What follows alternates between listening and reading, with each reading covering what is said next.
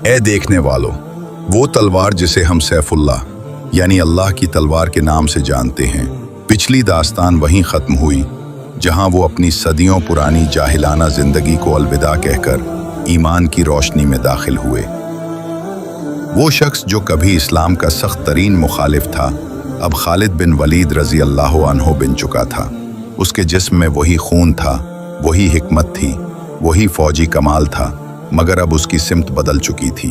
اب اس کی ہر تلوار کی کاٹ، ہر تدبیر کا رخ صرف اور صرف اسلام کی سربلندی کے لیے تھا۔ مدینہ کی فضاؤں میں ابھی ایمان کی خوشبو تازہ ہی تھی کہ پڑوسی طاقتیں، خاص طور پر رومی سلطنت، اس نئے پھلتے پھولتے پودے کو جڑ سے اکھاڑ پھینکنے کے خواب دیکھنے لگیں۔ ہجرت کے 8ویں سال پیارے رسول اللہ صلی اللہ علیہ وسلم کو خبر ملی کہ رومی مسلمانوں پر حملے کی تیاری کر رہے ہیں۔ ہمارے نبی نے فیصلہ کیا کہ جنگ کو ان کے گھر تک لے جایا جائے۔ 3000 جانصاروں کا ایک لشکر تیار ہوا، جسے حکم دیا گیا کہ اردن کے مقام موتا کی طرف کوچ کریں۔ مگر جب یہ چھوٹا سا لشکر موتا کے قریب پہنچا تو منظر ہولناک تھا۔ سامنے 2 لاکھ کا لشکر، رومیوں کی پوری طاقت مسلمانوں کو کچلنے کے لیے تیار کھڑی تھی۔ ہمارے مجاہدوں کے لیے یہ امتحان کی گھڑی تھی۔ ایک کے بعد ایک 3 عظیم سپہ سالار، حضرت زید بن حارث، حضرت جعفر بن ابی طالب اور حضرت عبداللہ بن رواحہ رضی اللہ عنہم یکے بعد دیگرے شہادت کا رتبہ پا گئے۔ علم، جھنڈا گرنے لگا، لشکر میں ہلچل مچ گئی، مسلمانوں کی شکست یقینی نظر آنے لگی تھی۔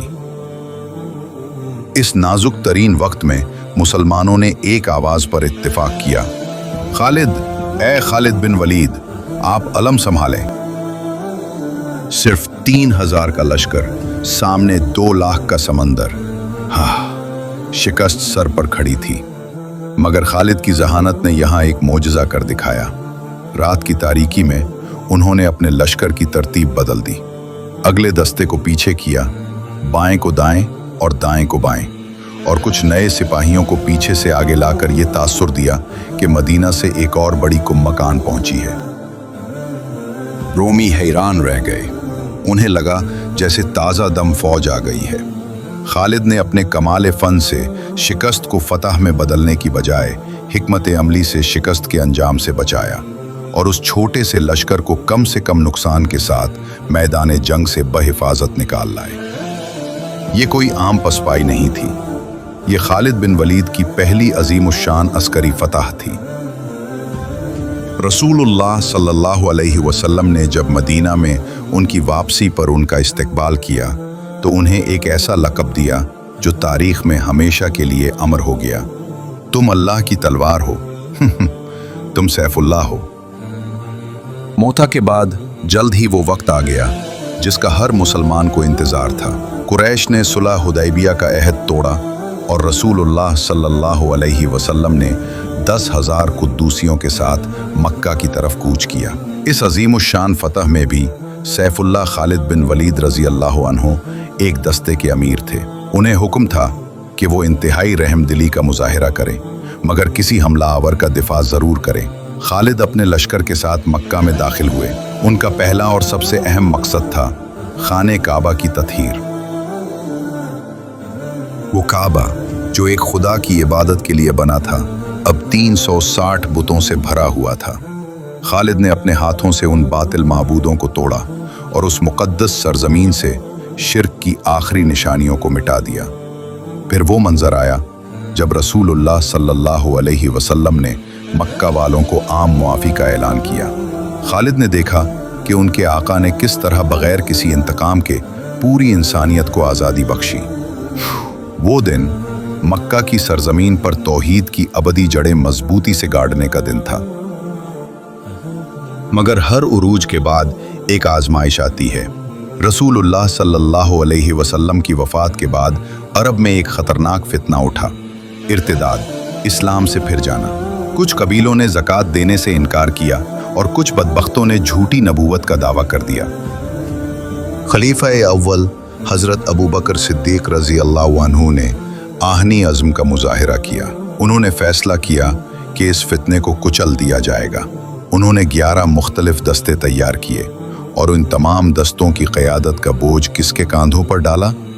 जी हाँ, सैफुल्लाह खालिद बिन वलीद। झूठे नबी तलीहा अज़दी के खिलाफ खालिद की पहली बड़ी जंग हुई।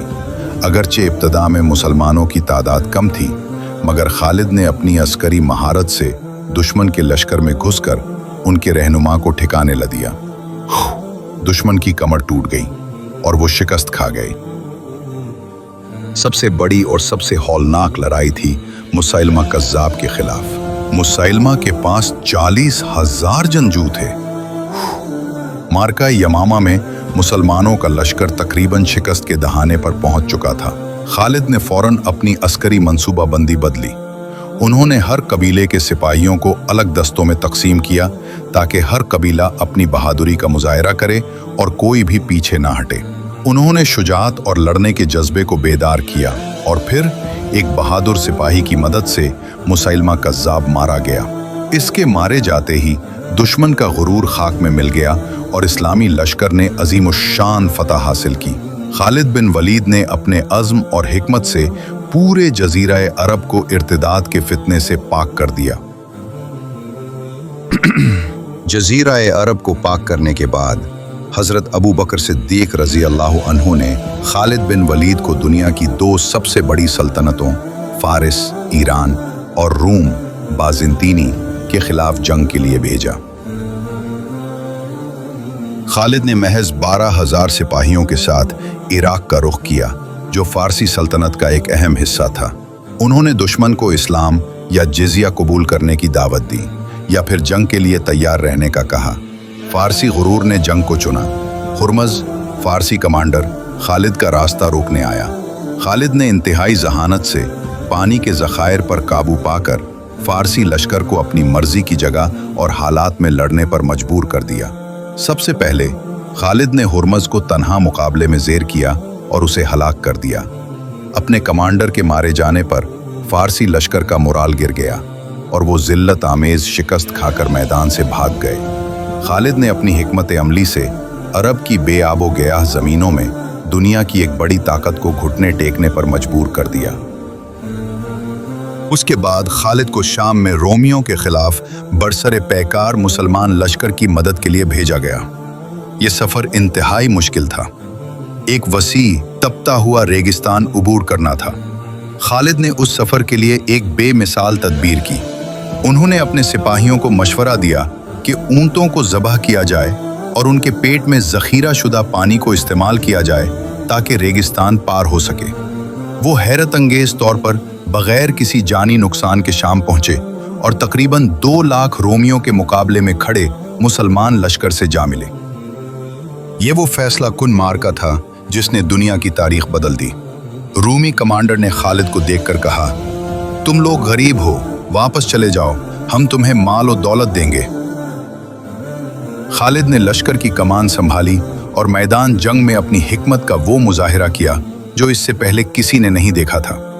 रूमियों की तादाद 6 गुना ज्यादा थी, मगर मुसलमानों की गैरत और खालिद की तदबीर के सामने वो टक न पाए। दोनों फौजों में घुमसान का रन पड़ा। तलवारों की झिनकार और अल्लाहु अकबर की सदाएं आसमान चीर रही थी। बिलाखिर रूमियों के पांव उखड़ गए।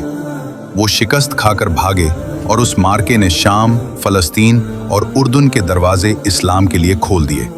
रूमी शहंशाह हरकल शाम को हमेशा के लिए अलविदा कहकर कुस्तुनतुनिया की तरफ भागने पर मजबूर हो गया।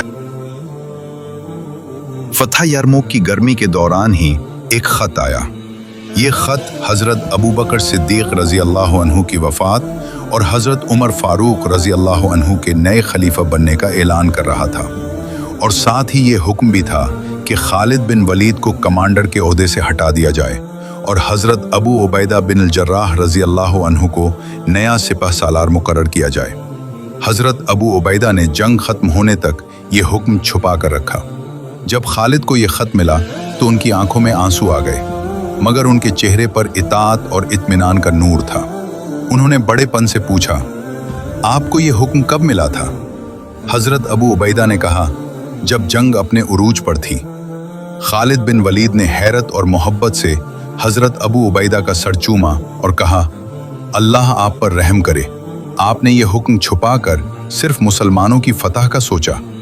खालिद ने बिला झिझक कमान हजरत अबू उबैदा के हवाले कर दी।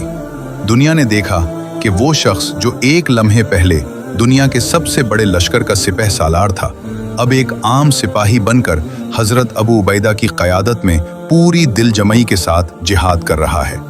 वो साबित कर गए कि वो मनसब के नहीं, मकसद के सिपाही हैं। लंबे जिहाद के बाद सैफुल्लाह ने शाम के शहर हिम्स को अपना आखिरी ठिकाना बनाया। बीमारी ने उन्हें बिस्तर से लगा दिया। इस अजीम मुजाहिद की सबसे बड़ी ख्वाहिश थी कि वो मैदान जंग में शहादत पाएं। अपने बिस्तरे मर्ग पर उन्होंने आह भरकर कहा, मैंने अपने जिस्म पर कोई ऐसी जगह नहीं छोड़ी जहां तलवार, नेज़े या तीर का जख्म न हो, लेकिन अफसोस आज मैं ऊंट की तरह बिस्तर पर मर रहा हूं। मैं शहादत का तालिब था। और फिर वो तलवार जो कभी नहीं टूटी खामोश हो गई। सैफुल्लाह खालिद बिन वलीद रजी अल्लाह अन्हु ने अपने रब से मुलाकात की। वो अपने पीछे सिर्फ अपनी तलवार और अपना घोड़ा छोड़ गए और वसीयत की कि उनका तमाम माल बैतुल माल में जमा कर दिया जाए। हजरत उमर फारूक रजी अल्लाह अन्हु उनके जाने पर रो पड़े और कहा, खालिद के लिए अल्लाह की रहमत हो, इन जैसा शख्स जमाना दोबारा पैदा नहीं करेगा। खालिद बिन वलीद, वो नाम जो ताकत, तदबीर, शुजात और सच्चे ईमान की अलामत है। हम दुआ करते हैं कि अल्लाह उनके दर्जात बुलंद फरमाए। अगर आप चाहते हैं कि हर नई नसीहत और सबक सबसे पहले आप तक पहुंचे, तो किस्सा-ए-नसीहत को सब्सक्राइब करके नोटिफिकेशन ऑन कर लें।